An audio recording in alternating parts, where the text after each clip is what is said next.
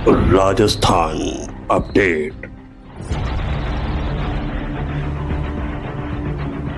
नमस्कार, न्यूज 21 में आपका स्वागत है। आप देख रहे हैं राजस्थान अपडेट। आइए नजर डालते हैं आज की कुछ खास खबरों पर। राष्ट्रीय मानवाधिकार आयोग के स्पेशल मॉनिटर बालकिशन गोयल आए अजमेर पहुंचते गोयल ने मीडिया से संवाद करते हुए कहा कि वह अजमेर में 2 दिन से हैं। अजमेर के बाद जोधपुर और सीकर जाने का कार्यक्रम है।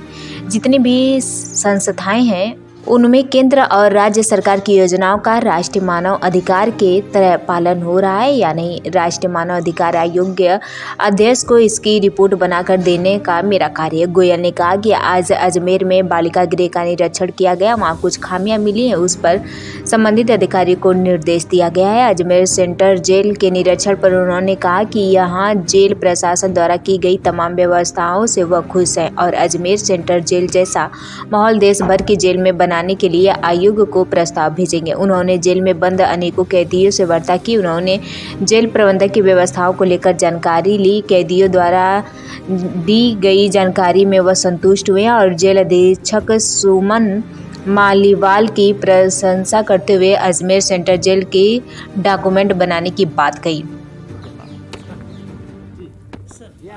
जी बताएं।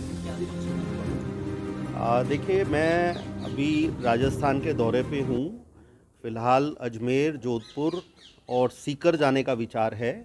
अभी मैं 2 दिन से अजमेर में हूँ। अजमेर की जितनी भी संस्थाएं हैं उनमें जो हमारे सरकारी जितनी भी स्कीम्स पॉलिसीज़ होती हैं, वो चाहे केंद्र सरकार की हों या राज्य सरकार की हों, हमारी NHRC की एडवाइजरीज जो होती हैं उनका पालन हो रहा है या नहीं हो रहा, ये देखना हमारा काम होता है और उसकी रिपोर्ट बनाकर जो है हम माननीय चेयरमैन को प्रेषित करते हैं। तो आज इसी क्रम में मेरा अभी बालिका गृह में जाना हुआ, उसके बाद जो है यहाँ केंद्रीय कारावास में आना हुआ। तो बालिका गृह में कुछ एक कमियाँ मिली, वो हमने जो भी संबंधित अधिकारी थे उनसे बता दिया और उनकी निदेशक जो हैं, जो जयपुर में बैठती हैं, उनसे भी बात हो गई। उन्हें भी बता दिया कि इसको तुरंत आप ठीक करें। इसके अलावा केंद्रीय कारावास में यहाँ आना हुआ। यहाँ मूल रूप से सभी सुविधाएं जो हैं संतोषजनक हैं और मेरी बहुत सारे कैदियों से बात हुई। तो कैदी जो हैं उनका संतोष जानना जो है वो हमारी प्राथमिकता होती है। ठीक है, ऐसा नहीं है कि हम केवल अधिकारियों की सुन के आ जाते हैं। हम अकेले में कैदियों से बात करते हैं, जो वरिष्ठ जन हैं उनसे भी बात की और जो दिव्यांग हैं उनसे भी बात की। तो कुल मिला के यहाँ की सभी सुविधाएं संतोषजनक हैं। कुछ चीज़ें ऐसी हैं जो वाकई में अजमेर जेल को बाकी जेलों से अलग करती हैं, तो उसके लिए जेल अधीक्षका जो हैं वो प्रशंसा की पात्र हैं। तो हमने कहा है कि इसकी आप एक प्रेजेंटेशन बना के दें जिससे कि हम NHRC के माध्यम से इसको बाकी जेलों में भेज सकें। तो कुल मिला के अभी तक जो मेरा अजमेर का दौरा है वो संतोषजनक है।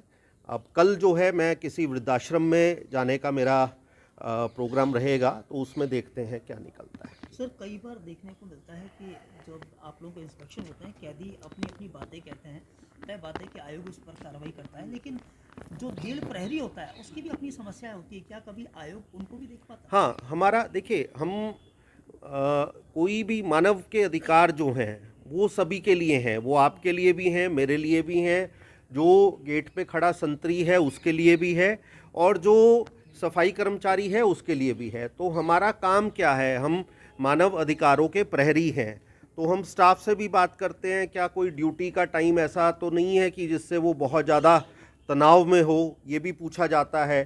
जब हम अस्पताल में जाते हैं तो जहाँ मरीज़ों से बात करते हैं वहीं नर्सिंग स्टाफ से भी बात करते हैं कि क्या कहीं ऐसा तो नहीं है कि आप तनाव में काम कर रहे हैं। तो निश्चित रूप से जो हमारे संविधान का आर्टिकल 21 है, जिसको हम राइट टू लाइफ कहते हैं, उसको प्रिजर्व करना हमारा काम है।